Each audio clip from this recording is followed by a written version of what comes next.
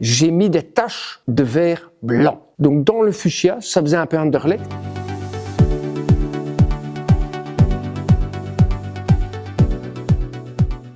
La crédence, en fait, c'est un verre, entre guillemets, classique, sauf qu'il est laqué. Ça lui donne une teinte particulière. Toutes les teintes sont possibles, que ce soit du rouge, que ce soit du noir, du blanc, du gris, j'en passe des meilleurs. Je ne vais pas tous les citer, sinon on n'en sortira jamais. Mais encore une fois, le problème, c'est de trouver la teinte adaptée à votre cuisine. On ne peut pas taper du rouge quand chez vous, tout est bleu. Ça n'ira pas. On va jouer dans les teintes. On ne peut pas, par contre, se permettre du noir trop fréquemment, parce qu'une noire va fermer une pièce. Si vous avez un certain type de cuisine que moi j'appelle les cuisines couloirs, on ne va jamais travailler avec du noir. Sinon, je vais vous vendre la corde pour vous pendre après. Parce que c'est une catastrophe. Il faut savoir nuancer les couleurs. Et c'est pour ça que moi je me balade toujours avec des échantillons. Les échantillons, même si les gens n'ont qu'une optique très lointaine de la couleur à adapter, moi je viens avec les échantillons, je dispose des échantillons. Le client reste roi, mais en général, il prend attention à ce que je leur dis.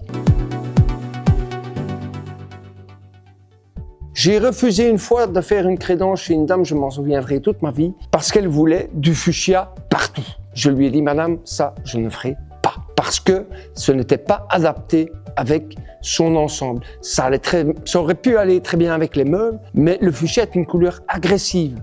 Il ne faut pas mettre des fuchsias partout. Alors ce qu'on a fait, je lui ai proposé, et ça a été accepté, et ça a donné un aspect magnifique, j'ai mis des taches de vert blanc. Donc dans le fuchsia, ça faisait un peu Anderlecht, mais dans le fuchsia, il y avait de temps en temps une crédence blanche en pure white, ce qui faisait ressortir le fuchsia et couper la crédence. Et l'aspect était magnifique. Mais il faut savoir y penser, il faut suivre une certaine logique.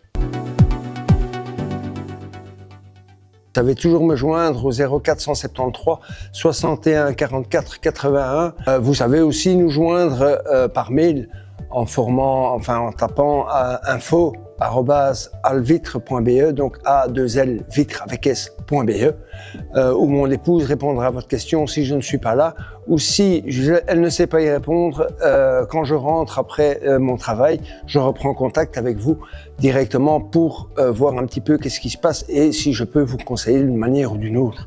Le conseil est gratuit, bien évidemment.